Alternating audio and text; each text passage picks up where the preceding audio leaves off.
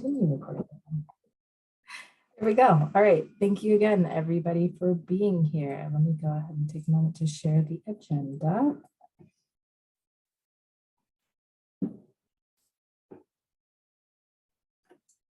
All righty.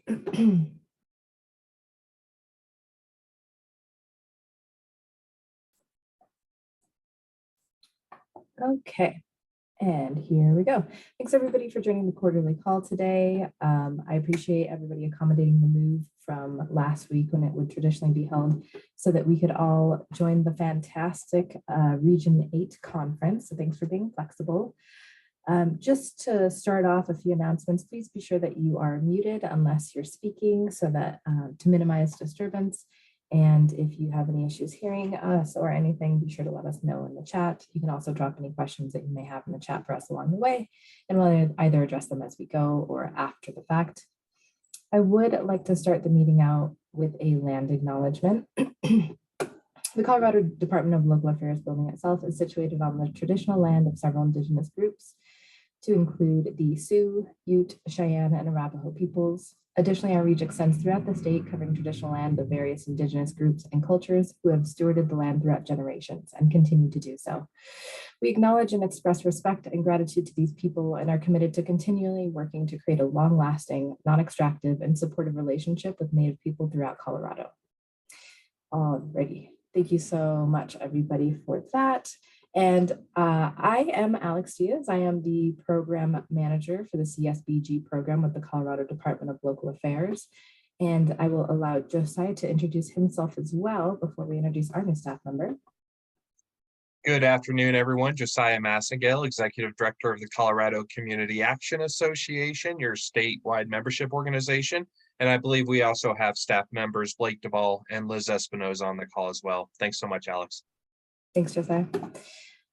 Yes, so CCA, love them. And we also have a new program coordinator for the Community Services Block Grant with the Colorado Department of Local Affairs. Her name is Becky, so I will allow Becky to briefly introduce herself and say hello to the network. Hello, everyone. My name is Becky Sad, and it's my second day, so I'm still learning everything and look forward to figuring it all out. And thank you all for your patience. Thanks, Becky. Alrighty, so to get started, does anybody on the call today have any announcements that they would like to share with the group before we continue on to the meeting?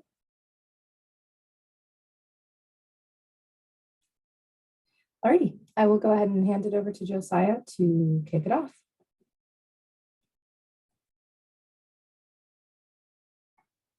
Thanks, Alex, and formally, officially welcome, Becky. So excited to have you in our network.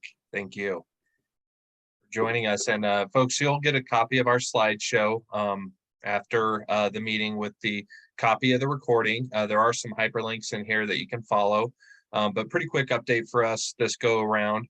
The first off thing we wanted to talk about real quickly is that our membership period for this program year 2022 through 2023 is open. So if you go to our website, and I'm showing that on your screen on the presentation, go to our website, go over to membership, and it gives you a little bit of information about what membership brings to the table for you and what it means to us.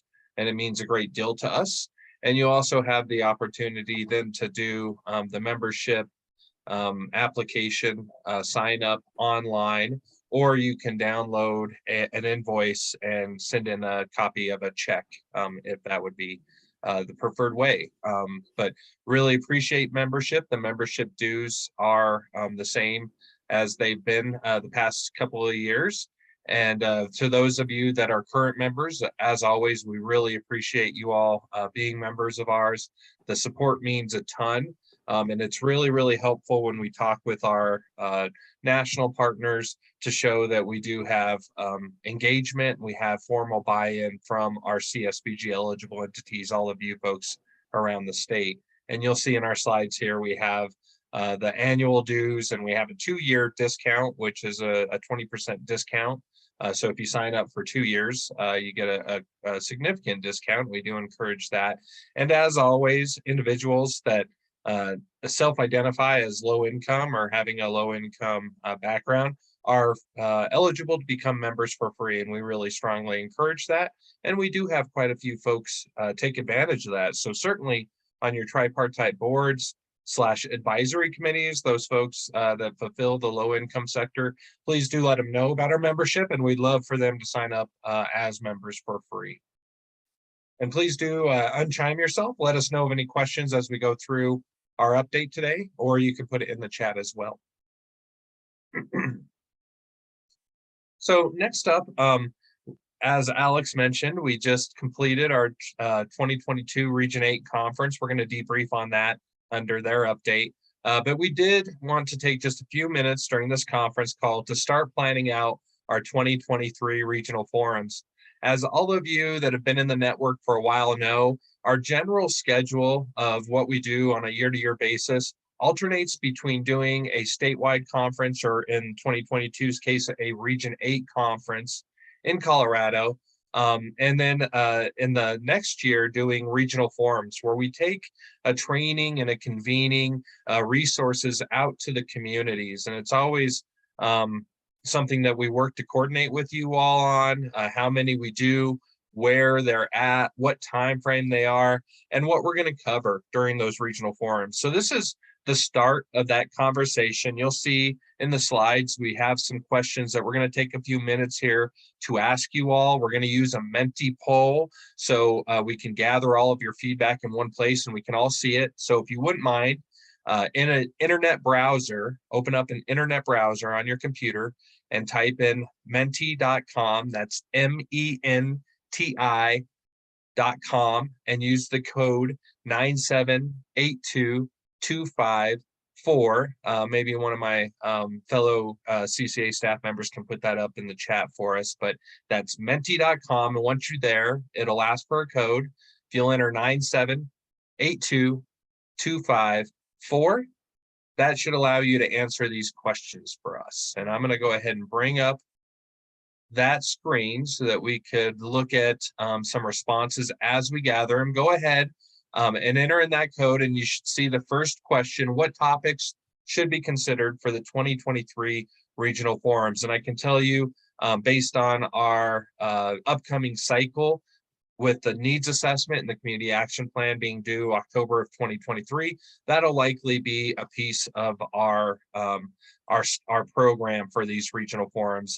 Likely something around how you move from a needs assessment to a community action plan. So we'll definitely look at that, but we want to hear other topics that we should consider for these 2023 regional forums. And we got some coming in, the needs assessment, community action plans. Yep, that's definitely going to be a part of our agenda. Equity, sustainability, organizational standards, tripartite boards. See another one for needs assessment. Work standards, tripartite boards. So we're seeing some themes come through already: community needs assessment, community action plan, subrecipient training, including common forms and manuals. That's a really interesting one. We're going to ask in a moment here who should be the audience for these regional forums. So whoever put in that one would likely probably say subrecipients would be a good audience for us to include. Innovative ways to use CSBG funds, basic income, social enterprises, love those, really great topics. Org standards, using various websites for reporting, pulling regional data for org standards, tracking org standards, the needs assessment, sustainability, more in-depth training for some subjects. The standards, diversity, equity, and inclusiveness, needs assessment, social enterprise, client stories, strategic planning as it relates to the org standards, and government agencies where only the Board of County Commissioners can approve a strategic plan, and it has to be for the full county. It's a good one. We can talk about that one. Whoever wrote that one, please send myself or Dola or one CCA staff member an email about that, and we can talk about that further. Roma, all levels. Whoever wrote that, I appreciate you very much. As a Roma certified trainer, we will definitely, if we don't do Roma at the regional forums, we'll have many opportunities for you all to tap into Roma as we move forward through the end of 2022 and 2023, and we'll touch on that in a moment. Feel free to keep writing answers in there, and we're going to move on to the next question now. potentially. Who should be a part of the target audience for our 2023 regional forums? And you can select all that you think should be targeted. There's maybe a population that we're missing in here, and if so, go ahead and throw it in the chat and we'll make note of that. But of course, we're going to gear up our audience as CSBG eligible entity program staff, right? So you all that are on this call, it'll be geared towards you. Eligible entity finance staff, potentially. Eligible entity leadership. Eligible entity tripartite board, committee members. CSBG sub-awardees, these are your subcontractors, your sub-recipients in the program. Community partners, other government entities, nonprofit, faith-based, community-based organizations, and then community stakeholders, general community members. We would love to know, engage the interest in what type of an audience we should really target for these regional forums. Obviously, that would help us to determine, what topics we address and how we address those topics. And it's really important for us to get a feel for who you all think should be at these regional forums. And again, feel free to go in there and put in your answers, and you can select as many as apply. We got some chats coming in, appreciate that. Linda said, think it depends on what topics actually end up being offered. That, of course, is true. Although I would say that if we see a good portion of you telling us community stakeholders should be involved, then we would definitely try to figure out, what kind of a community action type of a topic would be relevant for them. And maybe we'd have a separate agenda piece for that target audience so that we can really focus on some specific things. So these are all things that we'll be planning over the next year. Good, we'll move on to the next one. Don't want to take too much time. As we go through, what cities, towns should a regional forum be hosted in? What cities, towns would you travel to in order to attend a regional forum? So generally for us to do a regional forum, there needs to be a little bit of lodging in case somebody needs to travel far and we have a full day schedule and they shouldn't be expected to, be able to travel home that evening, or even if they have to travel the day before, to be sure to be there by the start of the regional forum. If we do, breakfast type of a start, there also needs to be some meeting space, obviously, so that we can host a group of folks. I would say anywhere from 5 to 20 folks, depending on the area. And it should be a place that is relatively central for a region or a group of communities. And anytime we get a place that you folks are used to going to, your stakeholders are used to going to, that would be really appreciated. This is probably a good time to let you know that we always build out in our budget scholarship support for folks to attend our regional forums. So if you have tripartite board members, or staff members that need to travel to these and they need some mileage support to do that, we can entertain that support for our scholarships. So getting some good answers in here. Metro area, we will hold at least one, possibly 2 or more regional forums in the metro area. Glenwood, Ouray, Steamboat, Grand Junction, Cheyenne, Wyoming, that would be an interesting one. Durango, Denver, Tahiti or Fiji, I'm on board with you. Jeffco, Colorado Springs, Western Slope, Southeast Colorado. These are some great feedback locations for us to consider. We really do try to get to all 4 corners of the state and everywhere in between, and make it so that everybody in the state has an opportunity to attend one of these within a 2-hour drive or so. So we will be looking at where to schedule these with a very considerate eye around all of that. So thank you for that feedback, and again, continue to put it in there if you have more. Please let us know the general time frame that would be best for your agency community to attend a 2023 regional forum. For instance, the spring or a certain month. Really what we're asking here, is there anything going on in your community at certain points of the year that we should absolutely avoid?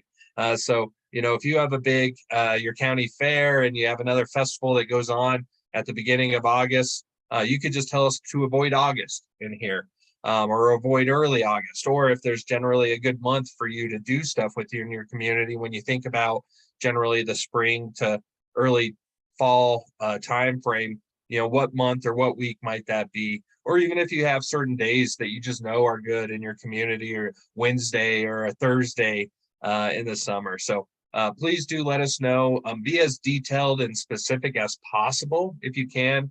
That really does help us to know. And if you are being specific, if you could let us know what community you're from, so when we start to, plan out those locations, we could think about those timeframes in relation to that.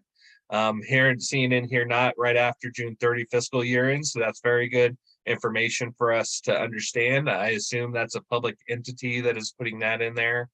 March through May, August through October, so avoid the summer, spring, summer, fall. So again, please give us this feedback and input, and we'll do the best to make each of the regional forums be scheduled at a time that is really convenient for you and your community and your stakeholders.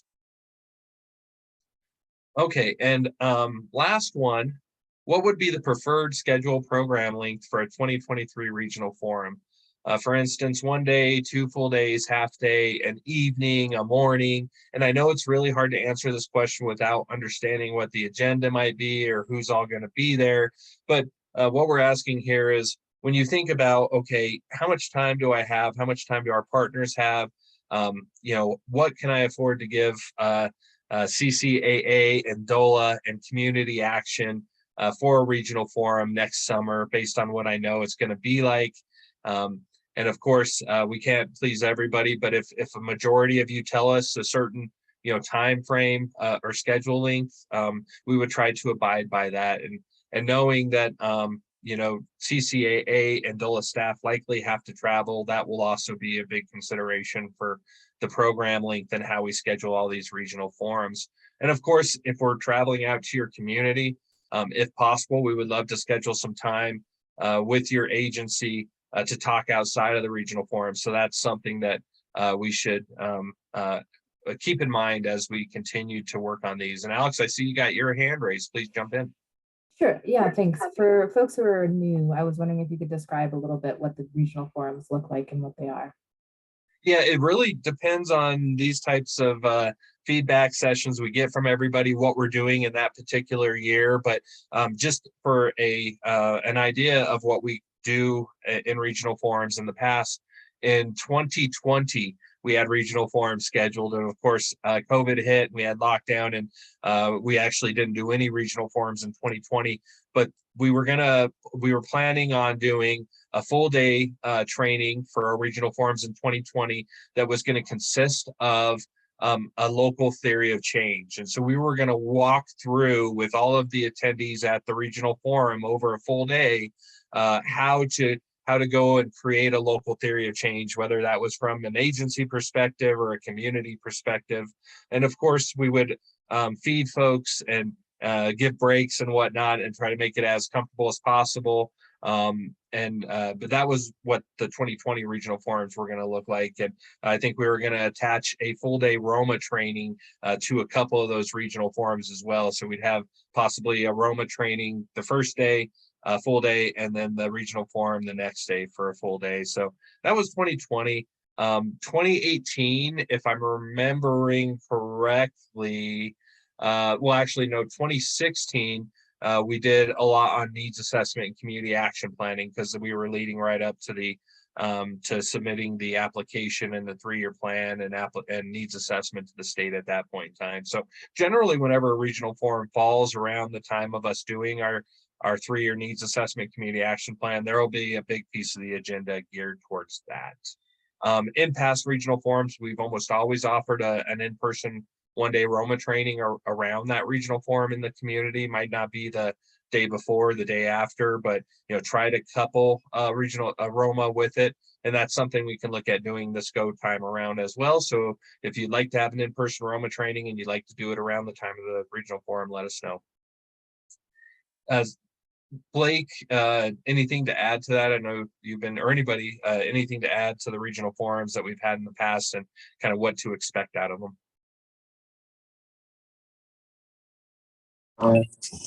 No, I think you did a good job covering everything. Thank you, Josiah. And again, it's really up to what we're going through at that point in time in the network, and what we need to highlight and prioritize. So we have a lot of flexibility in determining what these look like. Well, this poll will be up for another couple of hours, so please feel free to jump back in and provide more information in any of those questions. And again, really appreciate your feedback. We'll touch base with DOLA, obviously, and we'll continue to work around this as we plan out those 2023 regional forums. So I have a couple minutes left in my time, and I do have some more stuff to update on. The next thing is that we're building out some resources for the community needs assessment and community action plan that you all will be able to tap into as we move forward and start that process. We haven't scheduled the trainings yet, but those are coming out briefly. The one thing we really wanted to highlight today is that we're working on a web page on our CCA website that is going to contain resources for your needs assessment and community action plan. And you can go there. It'll be under the needs assessment tools under CSBG tab. Right now, there's just the national partnership needs assessment tool on there, but we'll be adding these more of these as we go. And one of the big ones we're working on with DOLA is to get the state demography's office report that we did, similar to the one we did 4 years ago. That really brought up very good data for each of your service areas. I just wanted to highlight the needs assessment that the National Community Action Partnership offers. You'll have to create a free account to do this, and this is the link that's on that website. So you can access this now. You can select the counties within Colorado that is in your service area. For this example, I'm using Baca County down there in the southeast. But you can see it has a ton of different data indicators, and you can choose any or all of these or none of these as you see fit. And so has major areas around population, income, employment, education, housing, social and economic factors, health behaviors, healthcare access, health outcomes, special COVID-19 topics. So really, really broad set of quantitative data points that you all might want to look at. Here's the example from Baca County. I just wanted to highlight that if you pull up the income data for your service areas, it has that very crucial data that we need to show in our needs assessment around rates of poverty prevalent amongst certain populations like gender, age, race, and ethnicity. So you see in Baca here, we have the total population that's below the 100% FPL at the time of this report. And it gives you where this report comes from. This is 2016 to 2020 ACS data. There were about 625 folks experiencing poverty in Baca County, roughly 18% of the population. You see, then it goes on to give you population and poverty by race. This is a quantitative data indicator that we have to see in your needs assessment. So please do tap into this National Community Action Partnership data tool and use it as a part of your assessment. And here is just a real quick showing of the BACA report. This includes all the data indicators. So you can see that it ends up being 133 pages worth of data that you can tap into. And you can then download the data in a bunch of different formats, including a PDF, a Word, or image files. So really powerful stuff there for your needs assessment. Please chime in with any questions or comments on that. But again, the needs assessment needs to be a broad assessment of needs and resources related to issues of poverty across your service area. Needs to contain both customer input and customer satisfaction data. Has to have quantitative and qualitative data. So we just went over really great quantitative data. The qualitative data is narrative, stories, language that you need to collect. Contains information from other key stakeholders such as education, faith-based, other government agencies, other nonprofits, etc. Clearly identifies the causes and conditions of poverty locally, at least as your agency understands it, and contains data related to the prevalence of poverty in relation to age, gender, race, and ethnicity, as we just looked at. So when we think about the needs assessment, we need to cover all of these major areas when we produce that product and have our tripartite boards and advisory committees review and approve those. So moving on, we just wanted to get on your radar that we're going to start talking about our projections for the 2023 program year coming up.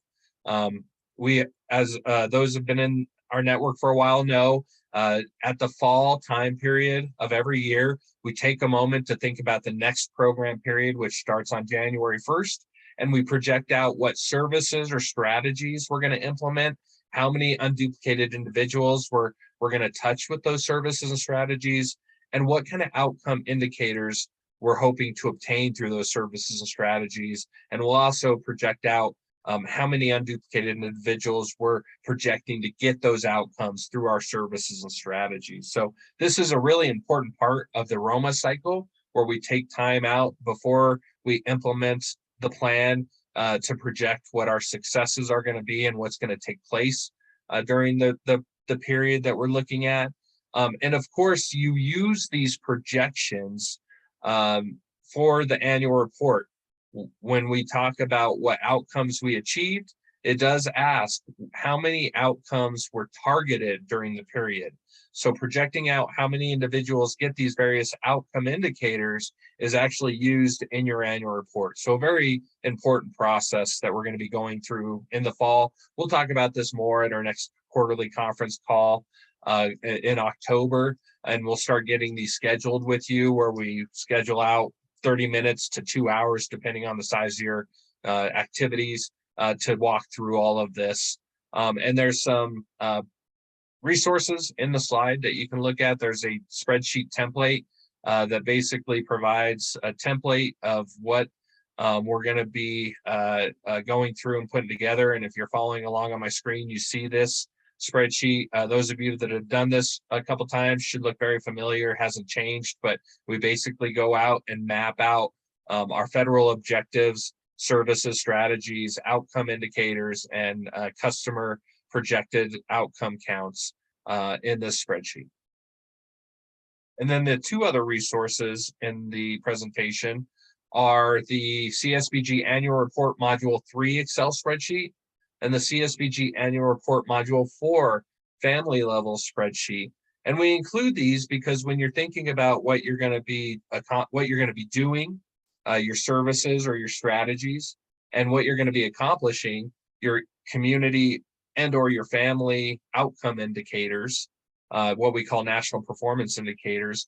Both of these Excel spreadsheets have both the strategies and the outcome indicators at the community level and the services and the outcome indicators at the family level. So what a great way to be able to think through what's all possible than looking through everything that we can report on to give you an idea of what's possible out there. So please do take a look at these resources and start planning around implementing this process again in the fall as we get closer to 2023. We are starting to plan out ROMA and Theory of Change trainings through the remainder of this year and into 2023. We just had the Region 8 Theory of Change course and cohorts wrap up. We had over 60 individuals from over 20 agencies across Region 8 participating, and it seemed to be really impactful for those participating. I know us at the CCAA going through it, it was really helpful, and it's going to really inform our strategic planning that we're about to do as an agency. So we're looking at doing this again for 2023. So be on the lookout for more information on that. And then we do have some ROMA trainings coming up. We have an in-person training, if you can believe it, Alamosa, September 19th. Really excited about that. And then we have a virtual training, which is three-hour sessions over Zoom that we're scheduling for September 14th, 21st, and 28th. So contact us for information to register, and we should be announcing both of those trainings coming up relatively soon. Lastly, some national regional trainings and conferences. We have the Community Action Partnerships 2022 Annual Convention in New York City at the end of August.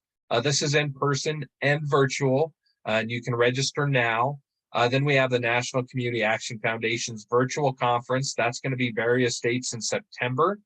Really important to support NCAF, and whenever you can, hear David Bradley talk about what's going on in Washington, D.C. As our main person that talks with Congress is really important. So please do attend that if possible. As you all know, we meet with Congress every year. This year it's a virtual fly-in, so we'll be meeting with Colorado's delegation on September 29th. And we'll be inviting you all to those meetings for the appropriate representatives. So those of you that sit in District 2, we will be reaching out to you to schedule, possibly meet with Representative Negussi or his staff when we schedule that meeting, for example. And then we have our National Association for State Community Services Programs, or NASCAS. That's the National State Office Membership Organization. Their annual conference is October 24th through the 28th in Minneapolis. I always tell people, if you want to know what's coming down the pipeline from our federal partners to the state offices and eventually down to the local level, attend NASCAS conferences, because that's where it's all being discussed well ahead of time of being implemented in our network. So a very great conference to attend. And I believe yours truly, myself and Alex Diaz, will be presenting at that conference. So very excited about that. And lastly, just want to remind everyone that the CCAA has scholarships available for professional development, for trainings, for capacity building, really easy to apply. We always prioritize these funds for our network, and you can use these to attend any of the national trainings or other community action or poverty relevant and specific trainings or professional development. Or if you have a small need within your agency, you can apply for capacity building funds through this program. And of course, we have national certifications that we always like to support with our scholarship funds, such as the Roma Trainer and Implementer certification and the Certified Community Action Professional, or CCAP certification. So anyone interested in anything that you need financial support or peer-to-peer support, such as going through the Roma training process, let us know, and we'd love to work with you on that. Last slide is our contact information at the CCAA. Reach out at any time, and we'd love to figure out how we can better support you all. And with that, I'll turn it back over to Dola and Alex. Thank you. Thanks, Josiah. Alrighty, I will jump into my presentation now. And my piece should be fairly short. I wanted to thank Josiah, Blake, Liz for an incredible conference. We had close to 200 people total in attendance, including speakers and attendees. The topics that we discussed were wide-ranging, and I think really lended some excellent insights to folks throughout at every level of the program. So here's us being all cute on the slide here. State office folks, Aaron from Wyoming. We have Karen from Utah, Ricky and Ben from North Dakota, I believe, and Sarah Lowen from South Dakota. Where's Sarah Lowen from, Josiah? Lori Clark from South Dakota. Lori Clark from South Dakota. I was so close. Anyway, so these are some of the other state folks that we work with as well. And just as a note, we have been gathering as state office staff to collaborate, share best practices, and really be kind of a model in the nation for how we can collaborate at the state level. So that's something that we're working on. So if you ever have suggestions, ideas of feedback, best practices, other things that we can garner from other states and kind of learn how they do it differently, maybe even better, feel free to send those along, because we really are working on being collaborative and taking everything to the next level. Semi-annual reports. The semi-annual report is due July 29th. That's this Friday. So this is just a little reminder. This is what it looks like. It's primarily information about your tripartite board. If you have any questions about that, please let us know. We are no longer submitting those in the grants portal, so you can email those directly to me. They do not go in the grants portal. If you need that form, it is on the CSBG grantee resources page, and you can also always email me and I'll send you a copy. But yeah, there's that. The organizational standards are also due this Friday, July 29th. Thank you, everybody, for your understanding and flexibility as we shifted this timeline. Our hope was, even though we recently completed them earlier in 2020, our hope was that by shifting the next year's submission, we could make the administrative burden a little bit easier on eligible entities so that everything is not coming in right at the beginning of the year with the annual report and all of these other things. So we really wanted to create a little bit of a gap between the annual report and the org standards in order to ease that administrative burden on everybody. Of course, we welcome feedback as to whether or not that works for you. We know that this time it was a little bit of a tight turnaround. So yeah, please do let us know if you have any feedback about that. Our hope is that it won't be a complete reworking of the organizational standards for most entities. Just if you could readdress the org standards that were previously unmet and any org standards that have expired since the last submission, that should suffice. So if those org standards that were unmet previously are still unmet, then there's not going to be a lot that you can do there. But switching those to met if they are, uploading any relevant documentation. So hopefully it's a fairly quick assessment of those items that need attention. It will not be every item. So hopefully that administratively is a little bit easier. Let us know if you have any questions, any difficulty getting into the THO system. And of course, as far as THO goes as a reporting mechanism, we are consistently working with them to optimize how it works. The org standards module in particular is something new for THO. So the hope is that it makes it a little bit easier than using a different software system for org standards and then a different software for annual report. But in switching, we recognize that there are some functionalities that are less than ideal. So anytime you have suggestions, questions, things that we can do to work with THO to change their actual coding, they've been very responsive. Please do let us know. We are working all the time to make that system work better, be more functional, have documents copy over to relevant standards in a better, easier fashion. So your feedback on that is also very welcome. There are a couple of entities who had not yet completed their initial report submission. So those entities will have to do the complete rework. If you have any questions, let us know. Moving on to CARES spending.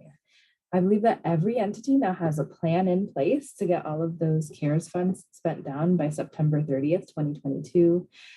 Of course, we recognize that it was a heavy lift. There's more money floating around than some of us even know what to do with. So we appreciate everyone being proactive and really engaged in making sure that all of those funds will be spent down by that deadline. And as part of the follow-up documents that I will send out today, I will once again send out this CARES spending ideas presentation that we sent out from our national partners. It includes a lot of really great ideas for getting cash out the door at this point. If that's where we're at, then a lot of entities have had success with gas cards and grocery cards and even some technology assistance for eligible clients of making sure that they have the technology to access jobs and services and some of these other things. So if you have any questions about direct benefits like those or anything else as far as your CARES spending goes, please do let us know. I know that those are some ways to wrap up the final utilization of those last dollars. So if you're having any issues with that, those direct cash benefits or direct benefits in those forms of gas, groceries, etc., have been really useful for a lot of entities. So let us know. We have potential policies we can help you put in place, make sure that your contract is allows for those kinds of things. And thank you everyone again for your diligence and proactiveness, making sure that those funds get spent. We really want to make sure that CSBG as a network is seen as a place where funds can go to get into the community immediately, especially in the emergency situations. And we want to make sure that the feds understand that this is a good network to get those funds out in the community. And most folks have done a fantastic job of that. So thank you. The state plan is a plan that us at the state office submit up to our federal partners. It's a comprehensive plan that details exactly what we're going to do in order to, at the state level, strategically. And it's a biannual plan for the state of Colorado. So we submitted a full plan last year, and this year on September 1st, that's not accurate, it's September 29th. It's due, it's due at the beginning of September, disregard. So at the beginning of September this year, since we did submit a complete plan last year, it will basically just be updating our entity list and completing, the form that they have as complete. So we're not doing a full state plan this year. When we go to do our full state plan next year, we are going to try to be proactive in soliciting feedback from folks, letting you know what is in the state plan, what you would like to see, getting your ideas. So if you want to see the state plan draft, it is on the CSBG grantee resources page. And just know that as that comes up for completion again next year, we're going to try to get ahead of the ball, probably even early 2023, to really start drafting that, getting your feedback and understanding what you would like to see in the state plan so that it is a collaborative cycle. And option letters. We recently processed the most recent option letter, which infuses additional funds for the 2022 program year and onto your contract. That should be the last major infusion of funds for this program year. There may be that additional 1% that HHS likes to spring on us later in the year. But for the most part, that will be the last update to your budget for the 2022 program year. Please be sure that you've updated all of your budgets, as well as fields 9B and 9C with your contract amount and outstanding contract amount on the cover sheet that you submit with your requests for reimbursement. And that is it for the most part. If you have any questions, let us know. And that's it for me. So at this point, I think we can go ahead and open it up to any questions that folks may have about anything that we talked about today or anything else. And you can put that in the chat, or you can also unmute in order to ask. This is always the fun part. All right, well, Josiah, oh, we got a couple questions. Let's see here. Is there still a calendar available that shows what is due when? Yes, that is on the grantee resources page. Jen, I've tried to keep it updated with the changes in the org standard date and some of these other things. So be sure to check out the grantee resources page. And if you need that link, I'll drop it in the chat now for folks. Oh, I just happen to have it up. There you go. So most of our stuff is, that's the main link. Make sure to click into the grantee resources page, which is a little bit of a different link. It has all of our documents. And here, I'll just share my screen real quick just to make sure. So on this page, you can see the CSBG calendar and upcoming dates. And then right here, nestled under those dates is our program calendar that you can click into to get all of our upcoming dates and things for 2022. And we'll be updating that shortly for 2023 as well. Thank you for the question.